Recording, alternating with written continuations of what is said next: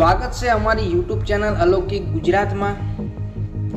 આજે હું તમને એક એવી સાચી ઘટના પર આધારિત એક વાત કહીશ જે લીંબડી તાલુકાના એક નાના ગામમાં બની હતી। આ ઘટના સાંભળીને આજે પણ લોકોના રૂંવાટા ઊભા થઈ ગયા। ગામના છેડે એક જૂનું વાડું એટલે કે ખાલી મકાન પડેલું હતું।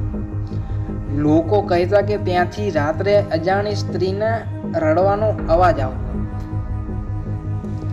ગ્રામના વૃદ્ધો કહેતા આ ઘરમાં પહેલા એક પરિવાર રહેતો હતો, પણ એક રાત્રે આગ લાગવાથી તેમાં ઘરની એક સ્ત્રી હળગીને મરી ગઈ હતી। ત્યારથી એ સ્ત્રીની આત્મા ત્યાં ભટકતી રહે છે અને લોકો તો ત્યાં જવાનું ટાળતા। પરંતુ એક દિવસ ગામના 3 યુવાનો હિંમત દેખાડવા માટે રાત્રે ત્યાં ગયા। જેમ જ તેઓ અંદર ગયા, દિવાલો પરની ચિરાડમાંથી ઠંડા હવાના પવન આવવા માંડ્યા। અચાનક એકાએક તેઓએ જોયું કે ખૂણામાં એક સફેદ સાડીમાં સ્ત્રી ઊભી હતી। એના લાંબા વાળ ચહેરા પર પડેલા, આંખો લાલ અને ધીમી ધીમી તેમની તરફ વધવા લાગી।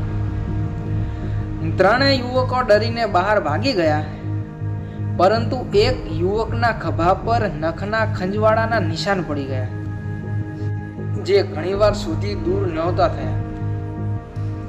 આ ઘટનાની બાદથી આજે પણ લીંબડી ગામના લોકોએ વાડા પાસે જતા નથી।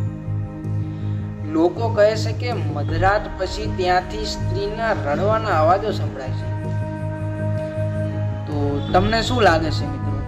શું આ માત્ર અંધશ્રદ્ધા છે કે ખરેખર એ વાડામાં કોઈ આત્મા છે?